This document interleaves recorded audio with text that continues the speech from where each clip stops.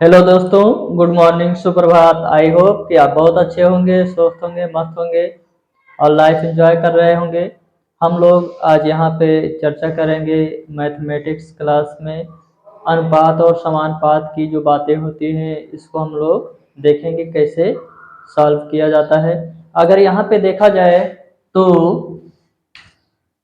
हम लोग जानते हैं अनुपात अनुपात जो होता है वो क्या होता है। तो जो बटे में लिखा जाता है उसी को अनुपात बोला जाता है। जिसे कहा गया 1/2।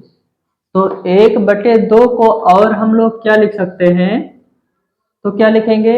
1:2 लिख सकते हैं। क्या लिखेंगे? 1:2। तो यहाँ पे 1:2 लिखा जा सकता है। लिख सकते हैं या नहीं? तो लिख सकते हैं। और जैसे मान लीजिए दो अनुपात है, तो दोनों के बीच अगर बराबर दिखाया जाता है, इक्वलिटी दिखाया जाता है, तो वहां पे क्या हो जाता है? इसी को समानुपात बोला जाता है। जैसे कहा गया 1:2 कितना हो गया? 2 हो गया। अब यहाँ पे हम कह दें कि 3/6 लिख दिया गया। क्या लिख दिया गया? 3/6 लिख दिया गया। अब 3/6 को जब अनुपात में करेंगे तो 3:6 बनेगा। अगर इन दोनों को हम लोग काटेंगे तो बराबर आएगा। तो अगर इन दोनों में इक्वलिटी दिखाया जाए, मतलब इसको हम लिख सकते हैं 1:2। क्या लिखेंगे? 1:2 लिखेंगे और यहाँ पे समानुपात का चिन्ह लगाया जाता है। ऐसे दो बूंदी रख दीजिए तो क्या बन जाता है? समानुपात का चिन्ह बन जाता है। तो समानुपात और यहाँ पे 3:6 बन जाएगा। तो ये एक तरह का क्या बन गया? क्वेश्चन बन गया। इसी तरह का क्वेश्चन जो होता है उसको हम लोग सॉल्व करना सीखेंगे। यहाँ पे क्या कह रहा है कि फाइंड एक्स। क्या कह रहा है? Find x in the following proportion. Proportion जो होता है अनुपात होता है, जिसे रेशियो और प्रपोर्शनल पढ़ा जाता है। तो रेशियो का मतलब अनुपात, प्रपोर्शन का मतलब वो समानुपात में। जब दो अनुपात को इक्वलिटी या बराबर में रखा जाएगा तो क्या कहलाएगा? समानुपात कहलाएगा या प्रपोर्शन। जैसे हम लोग यहाँ पे सीख चुके, क्या सीखे कि दो तरह का अनुपात लिखा गया। एक को लिखा गया 1:2 लिखा गया, या 1:2 लिखा गया। और एक को क्या लिखा गया? 3:6 लिखा गया, मतलब 3:6 लिखा गया। यहाँ पे दोनों को हम बराबर दिखा रहे हैं, तो इक्वलिटी का चिन्ह ये जो दिख रहा है वो क्या है? समानुपात का चिन्ह हो जाता है। आ गया होगा समझ में? चलिए, बहुत बढ़िया। अब इसके आगे हम लोग देखते हैं। इसमें अगर देखा जाए तो कह रहा है निम्नलिखित अनुपात में x का मान ज्ञात कीजिए। x का मान हमें फाइंड करना है। यहाँ पे मान लिया जाता है कि जो क्वेश्चन है वो क्या लिखा है? जैसे लिखा है 169, 169 और रेशियो में x है, तो ये चीज लिख सकते हैं। यहां से अगर हम कहें कि ये अनुपात जो है एक अनुपात और लिखा गया है उसके बराबर इक्वल में है, तो समानुपात और यहाँ पे x और रेशियो 1 हो गया। तो x/1 या x:1 हो गया। यहाँ पे इसको हम लोग सॉल्व करेंगे तो इसका दो तरीका है। एक तो हम लिख सकते हैं 169 बटे में x, यहाँ पे लगा सकते हैं बराबर का चिन्ह। चलिए, अभी दोनों तरीका हम समझा रहे हैं, जो समझ में आएगा उसको आप लोग कर लीजिएगा। तो यहाँ पे क्या लिखा गया? 169:x और ये x:1 लिखा गया। तो इसका नियम कहता है कि बाहर बाहर का गुणा किया जाएगा, इसका गुणा, और फिर अंदर अंदर वाले को गुणा करा जाएगा, अंदर वाले को अंदर वाले से गुणा किया जाएगा।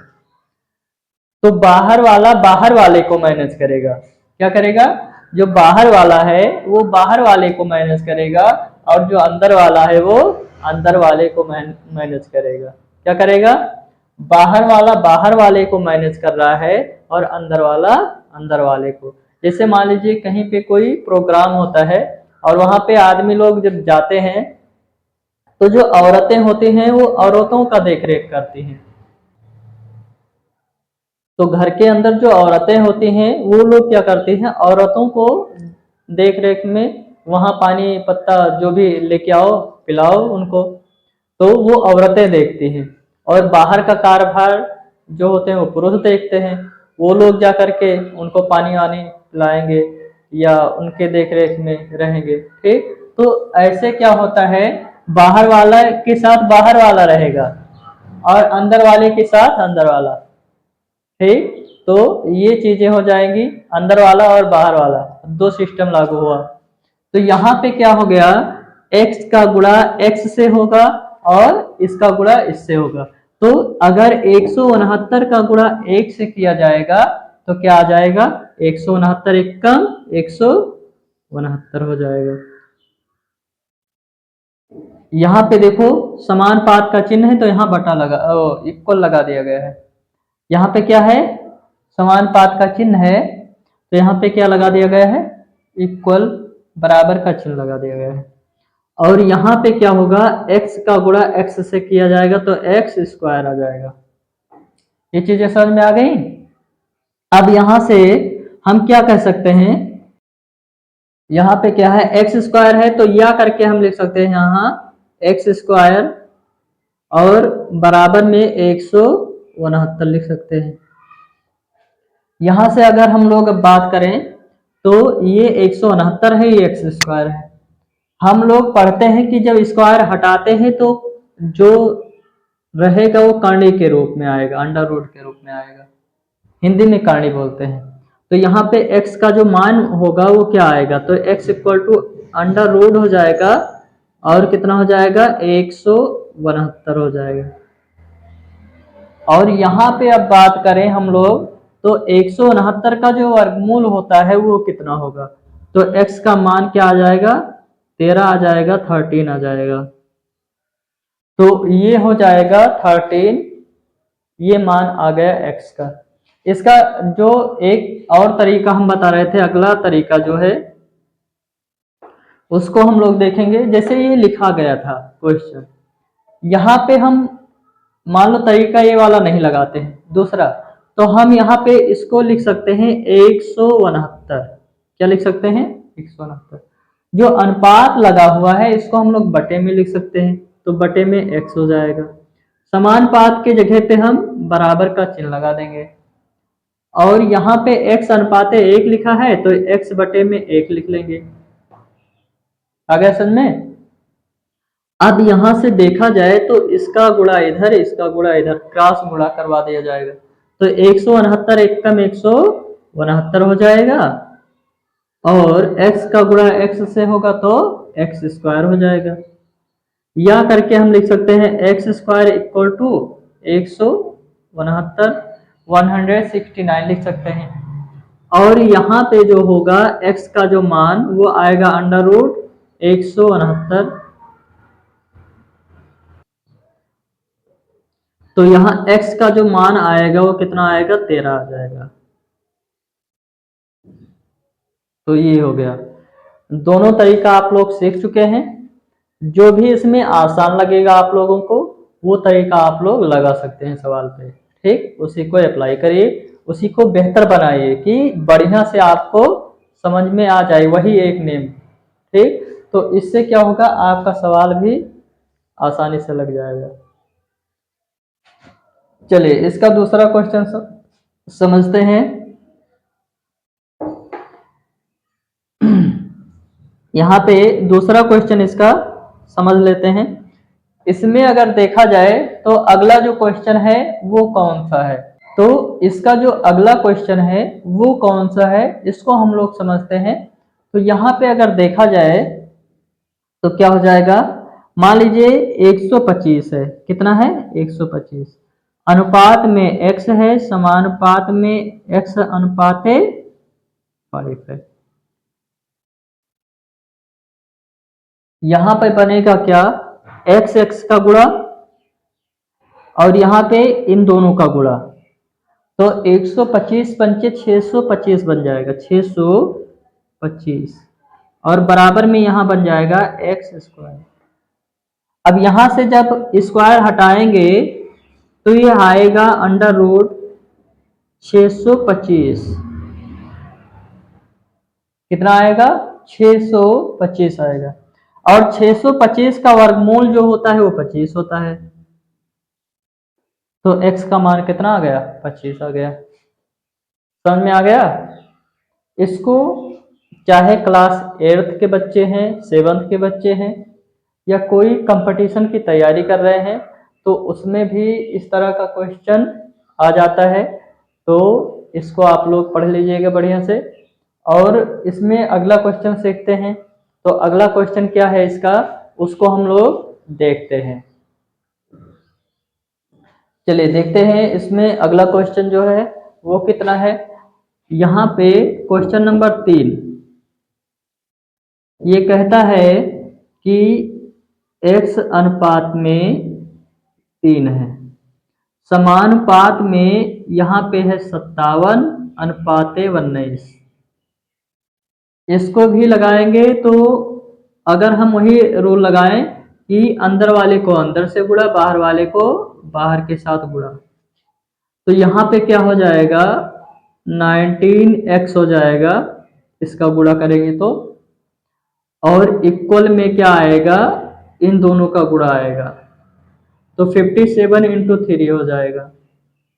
अब यहां से x का मान हमें निकालना है, तो x इक्वल में क्या हो जाएगा 57 इंटू में 3 और अपान में क्या हो जाएगा 19।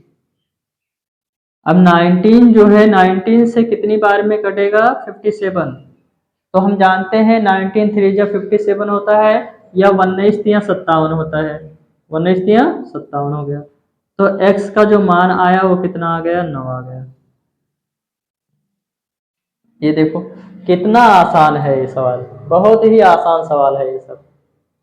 अगला चले अगला देखते हैं। तो इसमें जो अगला क्वेश्चन है वो कैसे लगेगा, जैसे मान लीजिए क्वेश्चन नंबर 4, इसको देख लेते हैं।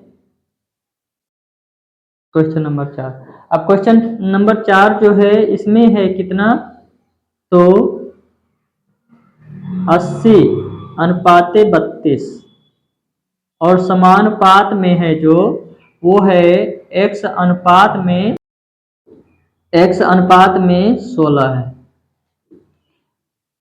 यहाँ पे जो है अनुपात में क्या है 80 अनुपाते 32 है, और समानुपात में जो है x अनुपाते 16 है। तो यहाँ पे हम लोग लिख सकते हैं इसको, इन दोनों का गुणा, तो ये हो जाएगा 32x, और इन दोनों का जो गुणा आएगा वो कितना आएगा, तो 16 गुणे 80 आएगा। आ जाएगा कि नहीं, ये आ जाएगा। यहां से हम लोग क्या करेंगे x का मान निकालेंगे, तो x का जो मान आएगा वो कितना आएगा 16 गुणे में 80 और बटे में कितना आ जाएगा 32 आ जाएगा। अब इसको काट दीजिए, 16 एक कम 16 हो गया, 16 दूना 32 हो गया, 2 एक कम 2 हो गया, 2 चौका 8 हो गया, आ गया कितना, तो x का जो मान आ गया वो कितना आ गया 40 आ गया।